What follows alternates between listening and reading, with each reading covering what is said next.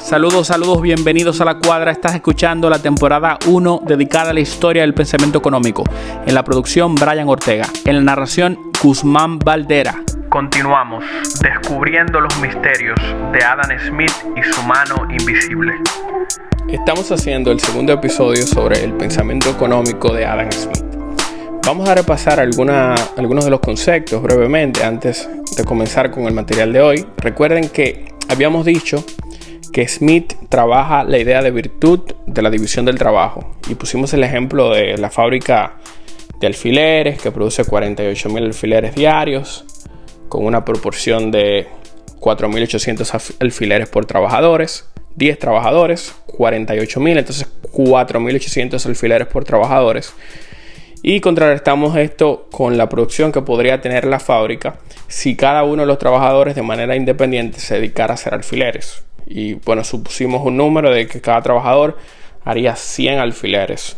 Y bueno, si haría 100 alfileres, entonces 100 por 10, estamos hablando de 1.000 alfileres versus 48.000. Es una diferencia notable. Y eso que estamos siendo generosos al darle la posibilidad de producir 100 alfileres de manera individual a un trabajador. Sería un trabajador bastante eficiente si hiciera 100 alfileres diarios. Hablamos de la relación entre la competencia y la mano invisible. Dijimos que la clave para entender la mano invisible es la competencia. La competencia vista desde todos los ángulos. Desde el ángulo del empresario que busca sacar tanta ganancia como sea posible de los demandantes y de los oferentes. Podemos poner los trabajadores, pero el problema con los trabajadores es, y Adam Smith lo reconoce, que por lo menos en la Inglaterra del siglo XVIII tenían un conjunto de imposibilidades para poder competir por salarios dignos. Y Adam Smith reconoce esto, entonces es prácticamente que te aten la mano a la hora de tú poder negociar, a la hora de tú poder exigir mejores condiciones. La posibilidad de competencia para los trabajadores era nula. Así que pudiéramos colocarlos, pero hay que entender esta salvedad. Seguimos con el concepto de Adam Smith sobre cuestiones de la intervención del gobierno en la economía doméstica. Vimos por qué la economía debería tener entonces un funcionamiento independiente del gobierno. Lo preferible sería que el gobierno no interfiriera de acuerdo al pensamiento de Adam Smith. Y vimos que en cuestiones de comercio internacional y de economía doméstica se tiene prácticamente la misma idea. Adam Smith no dice que en el comercio internacional hay juego de suma positiva, pero nosotros decimos que en función de los elementos que él presenta en materia de comercio internacional, que deja el terreno listo para que se pueda decir que hay juego de suma positiva, porque él entendía que todos los actores a la larga se beneficiaban del comercio internacional. Es muy similar decir que todos los actores se benefician del comercio internacional a decir que el comercio internacional es un juego de suma positiva. Es prácticamente lo mismo. Entonces, los impuestos deben ser reducidos y deben ser focalizados a áreas específicas y se le debe dar un conjunto de comodidades a los contribuyentes. Trabajamos las teorías de valor que trabaja Adam Smith, la presentamos. Comenzamos con el hecho de que para Adam Smith los bienes tienen valor de uso y valor de intercambio. Y explicamos cómo el valor va a cambiar en función de si se tiene más valor de uso o más valor de intercambio. Y presentamos la paradoja del agua y los diamantes. Es decir, prácticamente hay un problema con buscar un valor significante de intercambio cuando hay bienes que tienen gran valor de uso. Pusimos el ejemplo del agua ahí. Si tiene gran valor de intercambio como el diamante, el valor del uso es mínimo de acuerdo a Smith. Esto planteamos que es una paradoja que va a estar durante prácticamente 100 años sin resolverse, y no es hasta los marginalistas donde se comienza entonces a entender una forma inteligente de resolver esta paradoja. Hablamos de la teoría del valor trabajo en una sociedad primitiva, donde Adam Smith entendía que el trabajo era el determinante del valor relativo de un bien. En función de qué cantidad de trabajo se le dedica a un bien, entonces vamos a saber cuál va a ser el valor de intercambio. Pero esto expuesto en una sociedad más avanzada, con una economía más desarrollada, donde ya no tenemos los elementos de tierra gratis y también tenemos el elemento del capital. Ya cuando interfiere la renta e interfiere el capital, ya entonces las cosas cambian de acuerdo al pensamiento de Smith. Ahí nos quedamos. Vamos entonces a analizar ahora esta idea del precio natural. El precio natural de un bien va a depender de los promedios naturales de salario, renta y utilidades en cada sociedad. El precio natural va a ser el precio mínimo para poder pagar los salarios naturales, la renta natural y las utilidades. El precio natural sería ese precio mínimo con el que se pueden ganar un mínimo de ganancia, se puede sacar ese mínimo de ganancia en función de las utilidades, se puede entonces pagar la renta y pagar salarios. Sin embargo, el precio real o el precio de mercado, el precio por el que el bien se intercambia en el mercado, es distinto al precio natural. Porque el precio de mercado, que es fundamentalmente un precio de corto plazo, está afectado por demanda y por oferta. Este precio de mercado, que va afectado por oferta y por demanda, siempre gira en torno al precio natural. Puede ser un poquito más alto, puede ser un poquito más bajo, una que otra vez coincidir con el precio natural, pero gira en torno a ese precio natural. Si el precio de mercado, nos va a explicar el maestro, está por encima del precio natural, precio de mercado por encima del precio natural, los empresarios van a entrar a esta industria donde se da esta condición, alterarían el precio nuevamente porque ofertarían más bienes. Al ofertar más bienes, el precio volvería a estar más cerca de lo que sería el precio natural. Si por el contrario, el precio de cambio, es decir, el precio de mercado, nos referimos al precio de mercado, está por debajo del precio natural, un conjunto de empresarios que están en la tarea de producir ese bien y venderlo, entonces saldrían y eso eliminaría parte de la oferta, por lo que existiría una presión a la alza. De forma que existiría un equilibrio natural en función de los movimientos de los empresarios que en busca de ganancias saldrían o entrarían a mercados específicos en función de la relación del precio de mercado y del precio natural. Adam Smith presenta esta idea que ya la hemos visto con anterioridad, que es la idea de que el precio nominal está atada no más que a la oferta monetaria. De forma que en cuanto a precio nominal, vamos a decir que lo único que hay que analizar aquí es la oferta monetaria.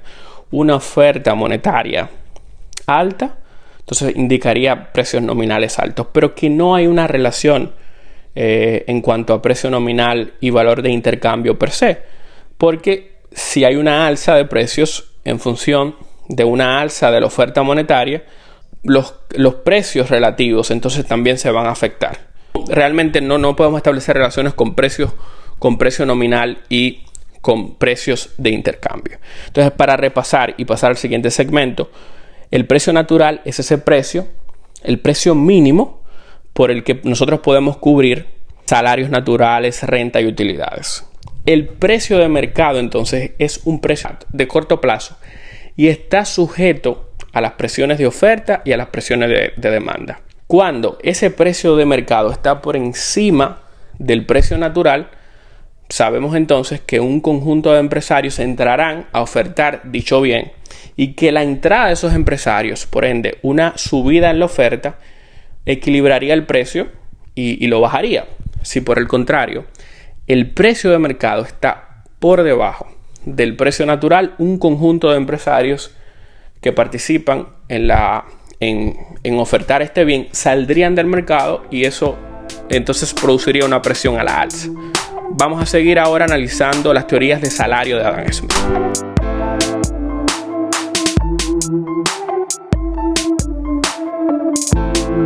Para el pensador escocés Smith, el índice mínimo de salario debe ser el índice de subsistencia familiar.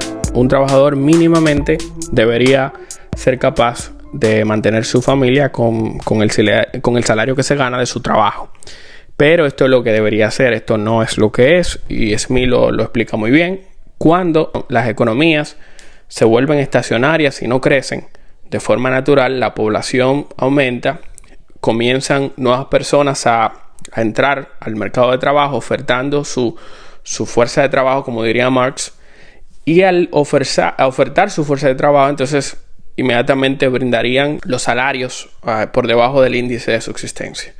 De ahí la importancia para Adam Smith que la economía se mantenga creciendo, y la forma en cómo la economía se mantiene creciendo lo vamos a analizar en breve, pero la forma en cómo se mantiene es a través del ahorro del señor capitalista. El señor capitalista nos salva a todos, de acuerdo a la idea de Smith, porque al ahorrar, al no derrochar sus ganancias, puede emprender nuevos negocios y de esa manera ofertarnos nuevos trabajos. Hay que entender que aquí estamos siempre contemplando salarios miserias, salarios de subsistencia. Aquí no se está contemplando subidas importantes de salarios. De hecho, cuando Adam Smith escribe el texto en 1776, La riqueza de las naciones, y las décadas subsiguientes son décadas donde los salarios reales de los trabajadores iban en descenso. Hay muchas razones por la cual esto estaba sucediendo.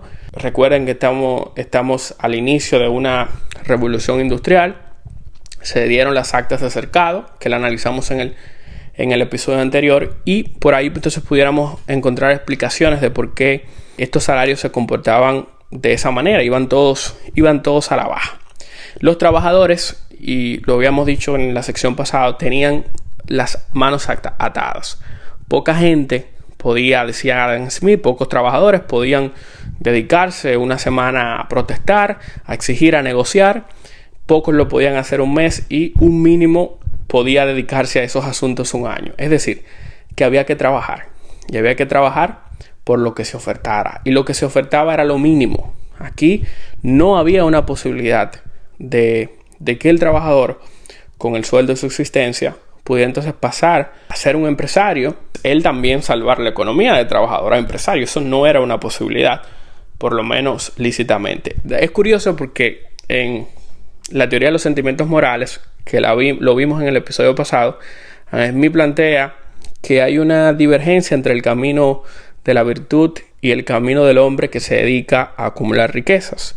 O sea, que uno podría suponer que los capitalistas son un grupo de hombres que decidieron dejar la virtud a un lado, se fueron por el camino negro y se volvieron capitalistas, y ahora entonces están lavándose la moral ofertándonos trabajo. No sé, esas son conexiones que yo estoy haciendo, conectando esta idea del capitalista salvador y en situación de los trabajadores que Adam Smith aquí presentan. Lo cierto es que no todos los trabajadores ganan igual. Hay incentivos en función del tipo de trabajo que se hace, y Adam Smith examina 4 de ellos. El primero es la amenidad de la ocupación.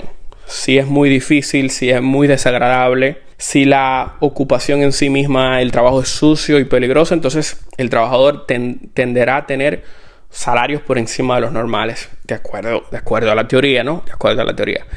El segundo aspecto es los costos de adquisición de los conocimientos necesarios. Si el costo de adquisición para desempeñar dicho trabajo es alto, entonces naturalmente el salario del trabajador debería ser alto, ¿no? Lógicamente. El tercer aspecto que influye a la hora de determinar el salario del trabajador es la regularidad del empleo.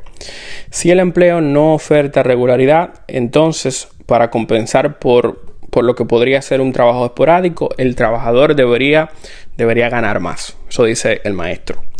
Cuarto, el nivel de confianza y responsabilidad. A mayor confianza y a mayor responsabilidad, el salario debe ser correspondiente, más alto. Quinto, la probabilidad e improbabilidad de éxito. Si un trabajo es difícil y un trabajador es capaz de tener éxito con frecuencia, entonces debería recibir un salario mayor.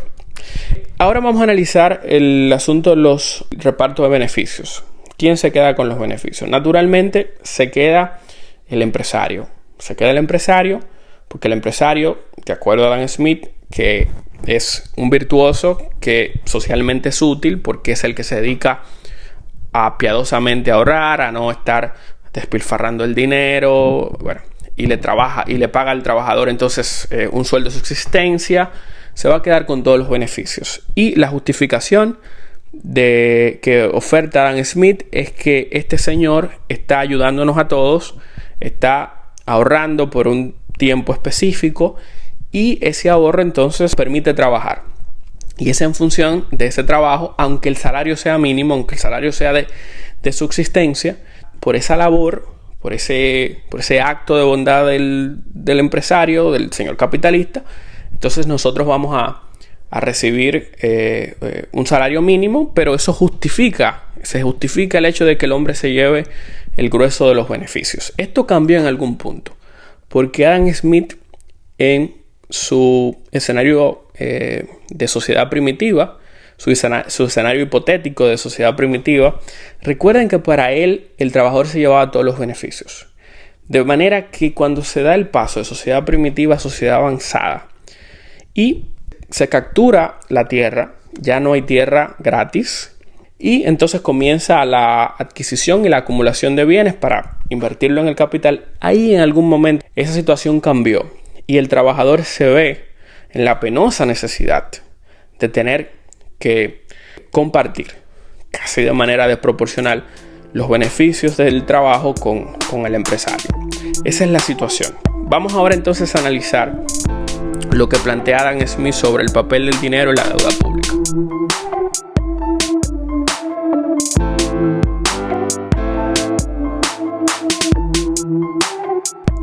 Smith no tendrá nada en contra del uso del dinero como medio de pago. Lo contrario a eso sería el trueque. Y Smith no defiende el trueque, de forma que hay virtud en el uso del dinero como medio de pago. Lo que sí hay que aclarar es que el liberalismo económico y por ende Adam Smith no coincide la idea de que la economía nacional crezca en función del crecimiento de la oferta monetaria. Es decir, que trayendo oro, trayendo plata al país, no vamos a crecer la economía. Esa no es la forma de crecer la economía. Vamos a discutir en muy breve cuál es la forma exacta que Adam Smith entiende que la economía crece. Eso por un lado. Para el señor Smith hay dos tipos de trabajadores: los productivos y los improductivos. Los trabajadores productivos son aquellos que se dedican a trabajar los bienes, ¿no? Esos son los trabajadores productivos. Los trabajadores que ofertan servicios, sirvientes, cualquier tipo, ¿no? Cualquier tipo de trabajo que tenga que ver con los servicios y no con la producción de bienes, para Smith van a ser trabajadores improductivos.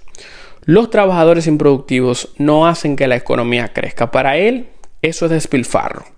Los que se dedican a los trabajos productivos son los responsables del crecimiento económico. Bueno, no exactamente los trabajadores, sino la productividad que se aumenta con la división del trabajo, con el capital, con la inversión, ¿no? Entonces, esos son los factores y lo vamos a analizar detenidamente. Pero ahora nos quedamos con esta idea de que hay trabajadores productivos y trabajadores improductivos.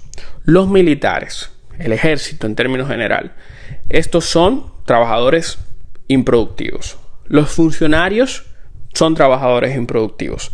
Los únicos que pueden poner el dinero, acumular dinero y entonces colocar dinero en los trabajadores productivos son los capitalistas.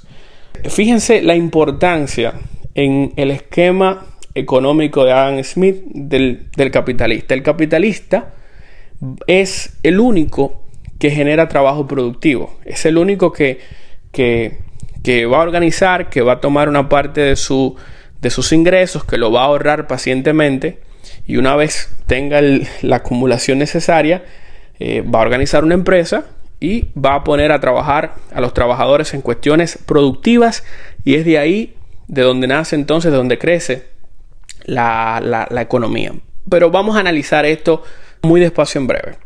Quería traer esta distinción que el señor Smith hace entre los terratenientes y los capitalistas. Y de aquí pudiéramos construir una justificación moral para defender el hecho de que los capitalistas se queden con una porción mayoritaria de los beneficios. Para Smith, los terratenientes gastan todo el dinero acumulado en servicios improductivos, pagándole a trabajadores improductivos. Sin embargo, los capitalistas, que aparte de eso tienen un espíritu frugal, gastan el dinero, invierten el dinero más bien, en empresas para contratar trabajadores productivos.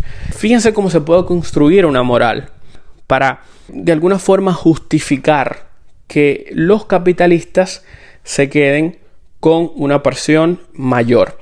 Y entonces sería inteligente que en la medida de lo posible nosotros podamos poner una porción mayor de la riqueza nacional en manos de los capitalistas. Ahí entonces se puede entender cuál sería la posición de Adam Smith en cuanto a la deuda pública, y tal vez se entiende mejor la idea de por qué tener un Estado pequeño. Porque los Estados no son capaces de construir esa dinámica de acumulación de capital para luego colocarla en manos de trabajadores productivos, invirtiendo capital, creando las condiciones para que los trabajadores productivos hagan que la economía crezca.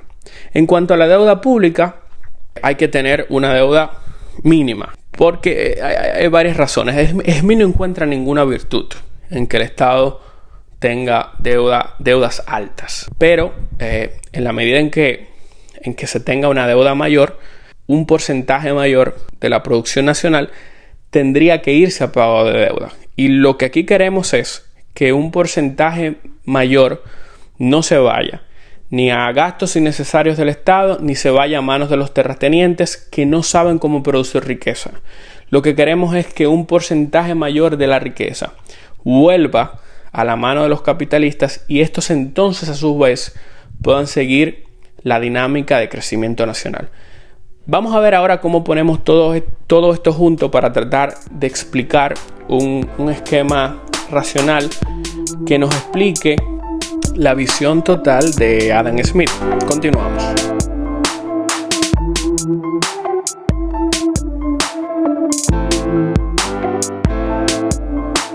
La división del trabajo es el factor primero que va a aumentar la productividad. Lo vimos en la fábrica de alfileres, como el número de alfileres producidos aumentó en función de esa división de los 10 trabajadores de la fábrica. Entonces tenemos división de trabajo, incremento de la productividad.